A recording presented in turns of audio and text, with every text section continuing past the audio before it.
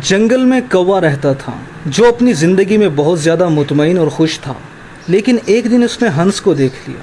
اس کی سفید اور اجلی رنگت دیکھ کر وہ یہ سوچنے لگا یہ کتنا سفید ہے اور میں کتنا کالا۔ یقیناً اپنی اس خوشنما رنگت کی وجہ سے یہ دنیا کا سب سے خوش پرندہ ہوگا۔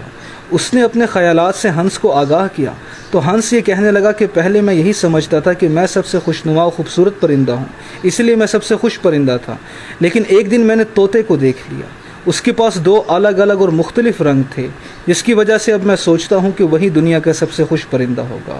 کوا طوطے کے پاس جا پہنچا تو طوطا یہ کہنے لگا میں بھی یہی سمجھتا تھا کہ میں سب سے خوبصورت ہوں، لیکن پھر میں نے مور کو دیکھ لیا۔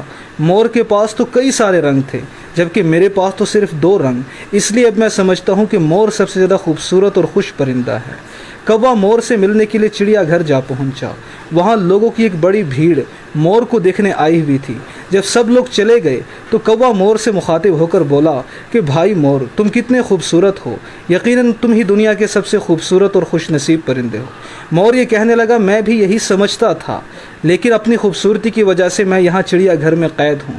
اس پورے چڑیا گھر کا بغور جائزہ لینے کے بعد مجھے کوئی ایک پنجرا بھی ایسا نہیں ملا جس میں کوا قید ہو، اسی لیے میں سمجھتا ہوں کہ دنیا کا سب سے خوبصورت اور خوش نصیب پرندہ کوا ہی ہے، کیونکہ وہ آزاد ہے۔ دیکھا آپ نے، ہم انسانوں کا بھی یہی حال ہے۔ اپنے پاس موجود نعمتوں کا دوسروں سے موازنہ کر کے انہیں برباد مت کیجیے اور ہر حال میں اللہ کا شکر ادا کرنے والے بنیے۔